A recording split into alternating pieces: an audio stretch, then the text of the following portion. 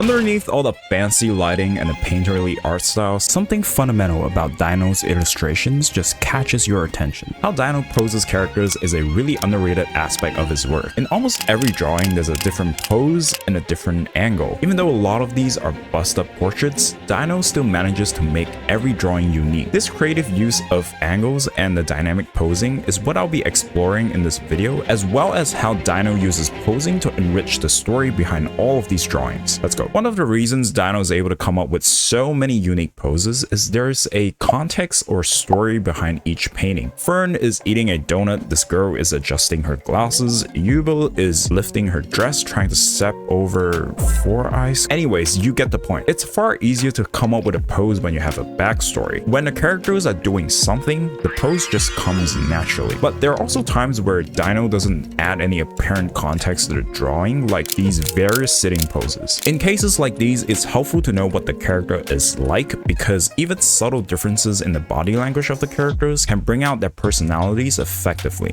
not these personalities.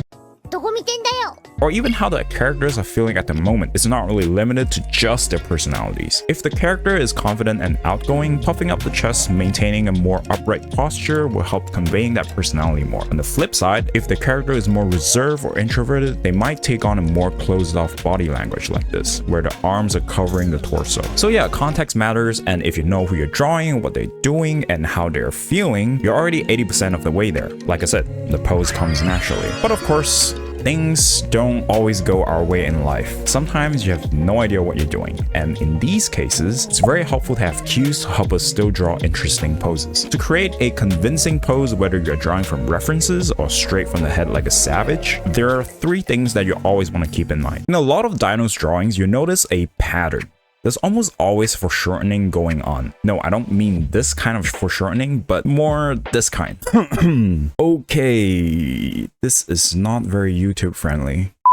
Pay attention to the legs and the torso. This subtle way of posing the body to create the slightest foreshortening everywhere is making the piece a lot more interesting to look at. There's absolutely no reason why she need to pose like that in that circumstance, but it's interesting to look at, and I think we all know why. Same thing here. See how her leg here is foreshortened in this angle as well as the entire body? These interesting camera angles and posing choices is what creates these eye-catching compositions, especially when there's a lack of story in the background. In most of these pieces I'm showing you, this is crucial to make a drawing more interesting to look at. In contrast, the characters in these pieces are not dynamic at all, intentionally. They're supposed to just sit there. So foreshortening is tough though. The best way for you to start incorporating some foreshortening in your figures is to imagine the body as a transparent object when you draw them. I'm sure you have practiced or at least seen how artists use these blocks to practice their figure drawings. Turns out these are really useful because you can arrange and rotate them around to create some sort of pose without having the pressure to draw the entire human body in one go. In addition to using these blocks, it's also really helpful to make a habit to draw them as a transparent object. Foreshortening is hard because 99% of the time, things are blocking each other in these positions. This makes it very difficult to figure out how the body parts are connecting to each other or how the proportions are looking. You can see in this clip as Dino is constructing the figures here, see how these lines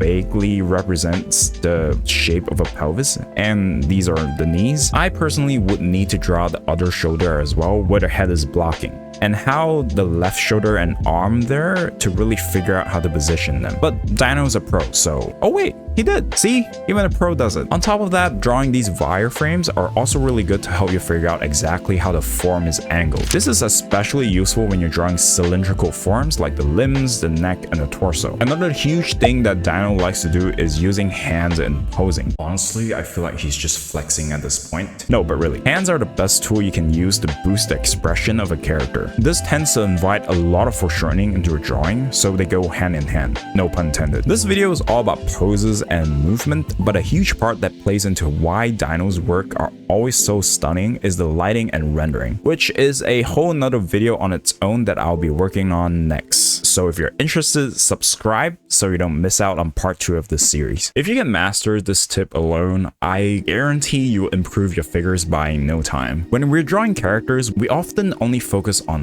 one frame, one still image. But we forget that this is not how it is in real life. I know, shocker, these characters are supposed to move. There's a bunch of frames before and after this specific one that you're seeing on a screen, but how does this help us? Well, by actively thinking about this pose as a series of movement, you will gain a better understanding on how to position the body in a way that it makes sense. But before we dive into that, there are actually two kinds of poses: static poses and dynamic poses. Static poses are often poses where the character is idling, so sitting, standing, lying down, or handstands, while dynamic poses are moving poses, jumping, running, walking, or whatever this person is doing. Anyways, one way to think about continuity is thinking about how the character is interacting with gravity. Even in static poses like this, it's very natural for humans to shift their weight around to one leg. You rarely find people distribute their weight evenly when they're standing. This shift will reflect up the body to all sorts of imbalances like the pelvic and shoulder tilts here. It's like a chain reaction. Or walking poses like this. This is a perfect example of continuity. Miku here is doing a model walk, right? See how her weight shifts onto the front leg as the back leg pushes off the ground, leading to this tilt in the pelvis, and the swing of the arms affects the shoulder here as well. All of these details build up to create a convincing illusion that the character is actually walking. And you can only do this by actively thinking about the movement as a series. One very useful tip is you should reference videos as well instead of just still images. The book Force by Michael Matesi illustrates this point very well. In the book, he explains how to approach figures by thinking about the direction of the force a figure is applying, as well as the intensity. It's easy to understand this principle if we look at extreme examples like punching or jumping. These actions require extreme amounts of force exerted by the body, so the movement demands most of the body parts working together like this to complete the movement. But this exists in more subtle poses as well. For example, in this Asuka piece, she's adjusting her hat with some swagger. This detail of how her shoulders are aligned and how the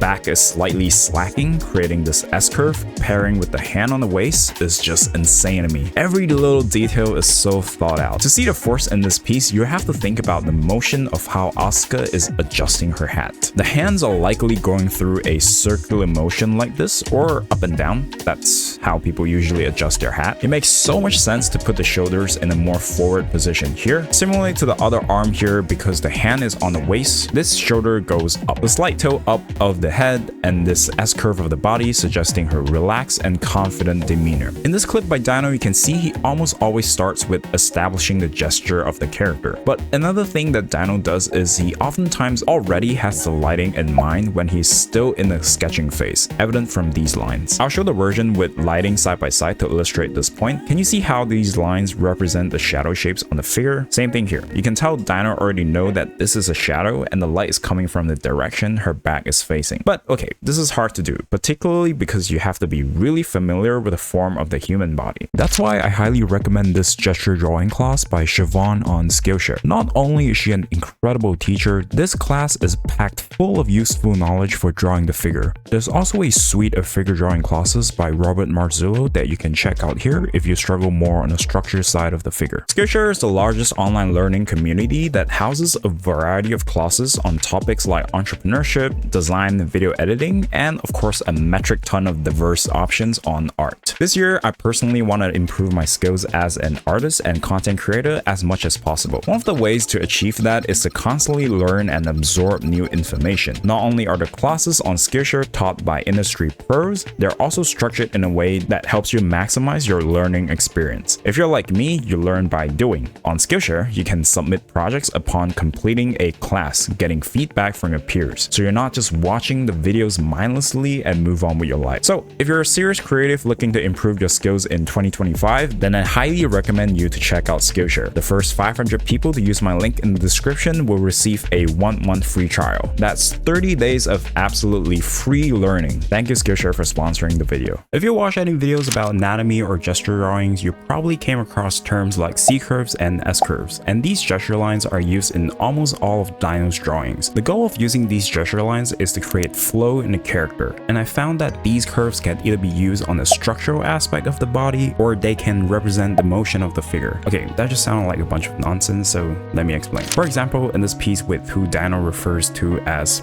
Power. There's a clean C curve going from her head here all the way down to the pelvis. This curve is more so representing the motion of the spine. A structural case can be the C curve of the pelvis and the torso here. These C curves will always be here no matter how you position or rotate the body. But interestingly, you can also argue that this is actually an S curve if you include her legs here. Okay, it's Sagiri from Hell's Paradise, and you can find a very obvious C and S curve being on top of one another like this. You can also see another kind of hidden S curve here if you include the hair. These contrasting curves just makes the silhouette of the figure really visually interesting overall and pleasant to look at. Another case with Frieren, S curve here in the hair, C curve here, another C curve here. They're really not that hard to find if you're looking for them. But with all that being said, I don't think you necessarily start off a piece this way. Like, oh, obviously, there's a C curve here, S curve here. Hopefully by now some of you have connected the dots. These tips are meant to be incorporated into your workflow in order, kind of. You know, you start off with an idea, understanding the character, and then you come up with a pose. Using transparency and foreshortening to establish a rough pose, then you want to start doing more micro adjustments by paying more attention to continuity and find these S and C curves. That's why you want to do multiple passes to work on each of these steps one at a time. And of course, you can also create more of these gesture lines with the help of accessories like hair and clothing. There's also this technique that you see in Dino's work a lot, involving triangles, like in this piece here with